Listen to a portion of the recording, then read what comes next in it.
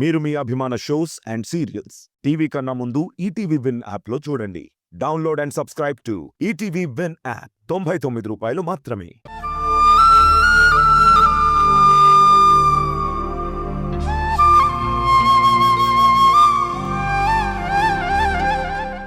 నేను మధు వాళ్ళకి ఈ విషయం చెప్పే టైంలో మీరు నా ఎదురుగా ఉన్నా నాకేం ప్రాబ్లం లేదు. నేనైతే చెప్పడం గ్యారంటీ. మీకు అందులో ఎలాంటి అనుమానం లేదు. మీరు నేను చెప్పకుండా అడ్డుపడే ప్రయత్నం మానుకొని వెళ్ళిపోతే మంచిది.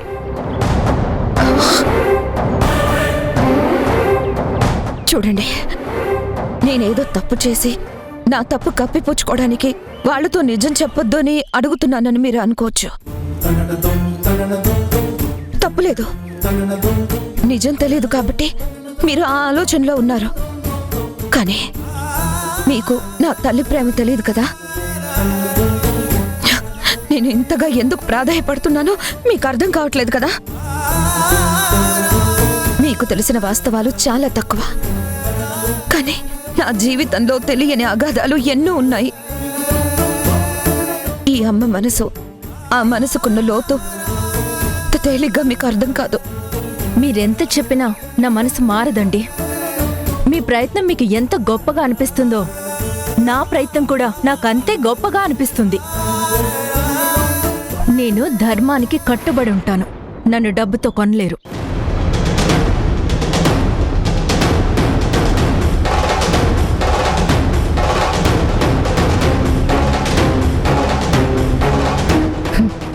డిటెక్టివ్ మేఘనా గారు నాన్న వివరాలు చెప్పగానే డైరెక్ట్ గా అమ్మ దగ్గరికి వచ్చి మా నాన్నెవరో మాకు తెలిసిపోయిందని గర్వంగా చెప్పొచ్చు. ఆపినా వినొద్దు. మనం మన నాన్న దగ్గరికి వెళ్ళిపోదాం. అంతేనక్క, నువ్వు చెప్పేది కరెక్ట్. నేను అలానే ఆలోచిస్తున్నా.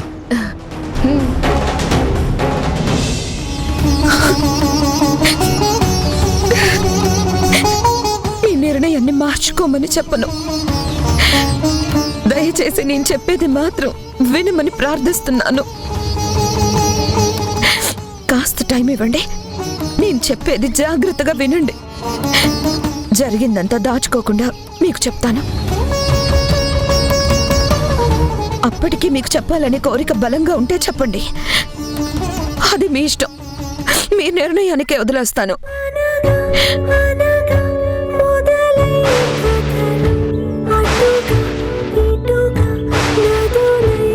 నా తమ్ముడు ఇంకా నీతో బతకడం కుదరదు, విడాకులు కావాలంటున్నాడు. నువ్వు ఒంటరిగా వెళ్తావో బిడ్డ శవం మోసుకు వెళ్తావో నీ ఇష్టం. ఎందుకు బ్రతికించారు డాక్టర్? నువ్వు ప్రెగ్నెంట్ అని నీకు తెలుసా?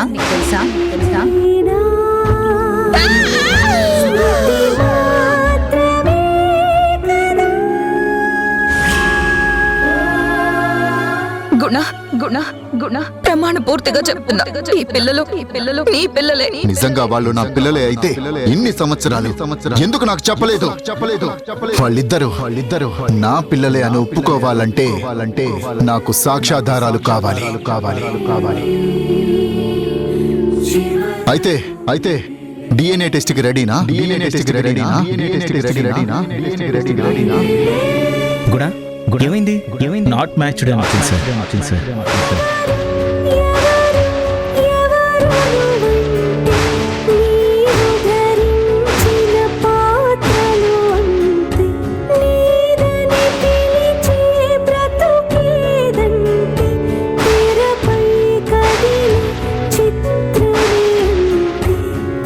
నా గతమంతా మీకు చెప్పాను. ఇది జరిగింది. ఇందులో నా తప్పే ఉందో మీరే ఆలోచించండి. నా తల్లి మనసు ఎంత రోధిస్తుందో మీకు కనిపించకపోవచ్చు, కానీ దానికి నా కన్నీళ్లే సాక్ష్యం. మధు చిన్నాలు ఇప్పటికీ నా పిల్లలే అనుకుంటున్నాను. వాళ్ళు నా నుంచి దూరం అయితే నేను బ్రతకలేను. అసలు వాళ్ళ దూరాన్ని నేను భరించలేను. దయచేసి వాళ్ళు నా పిల్లలు కారనే విషయం వాళ్ళకు చెప్పకండి. ఏ తప్పు చేయకపోయినా ఇన్నేళ్ళు నేను శిక్ష అనుభవించాను. అనుభవించిన శిక్షలన్నీ నాకు తేలిగ్గానే అనిపిస్తున్నాయి. కానీ మధు చిన్నాలు నాకు దూరం అయితే మాత్రం నేనిక చావును వెతుక్కోక తప్పదు.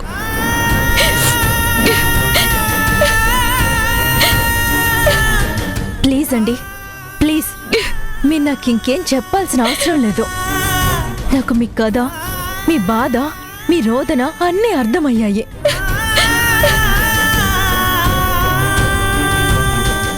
సారీ అండి, దీని వెనుక ఇంత కథ ఉందని నిజంగా నాకు తెలీదు. నన్ను క్షమించండి. మీరు చెప్పేదాన్ని బట్టి చూస్తే మీ పిల్లలు మీ దగ్గర ఉంటేనే సుఖంగా ఉంటారని నాకు అనిపిస్తుంది. వాళ్ళకి నిజం చెప్పి దూరం చేసి మీకు దుఃఖం మిగిల్చడం కంటే వాళ్ళకి చెప్పకుండా ఉండడమే మంచిదన్న అభిప్రాయానికి వచ్చాను.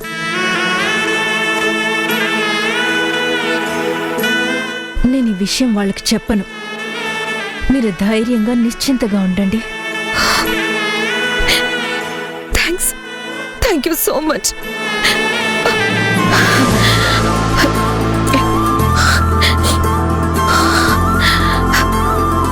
మీకు ఫీజు కింద డబ్బులు ఇవ్వడానికి నా దగ్గర ఏమీ లేవు. ప్రస్తుతానికి ఇవి ఉంచుకోండి. సారీ అండి, నేను మరీ అంత డబ్బు ఆశ మనిషిని కాదు. మీ దగ్గరే ఉంచండి. మీ కోరికలో న్యాయం ఉంది. దయచేసి వాళ్ళు రాకముందే మీరిక్కడి నుంచి వెళ్ళిపోండి.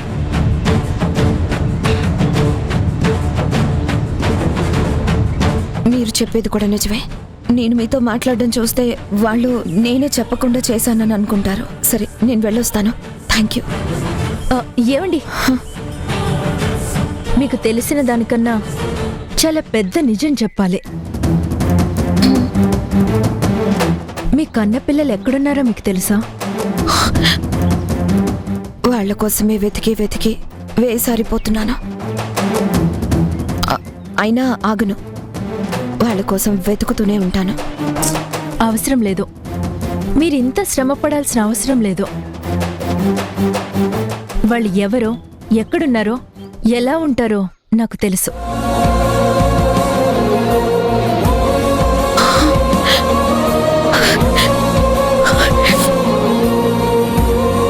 నిజంగానా? నా కన్న పిల్లలు ఎక్కడున్నారో మీకు తెలుసా? తెలిస్తే చెప్పండి ప్లీజ్. తెలుసండి, వాళ్ళ ఫొటోస్ కూడా ఉన్నాయి.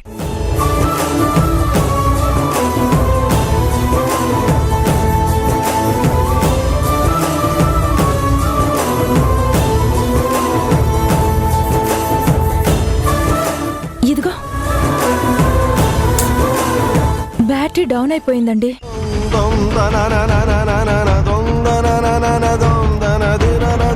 అయ్యో, ఇప్పుడెలా? ఒక్క నిమిషం.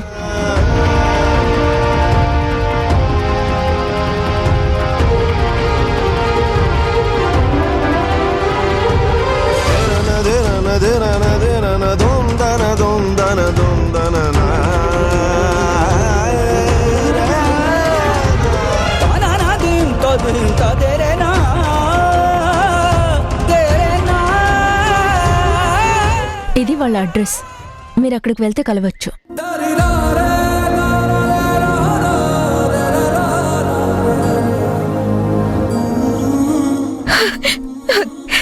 Thank you. నేను అర్జెంటుగా వెళ్తాను. సరే. వస్తాను. Thank you.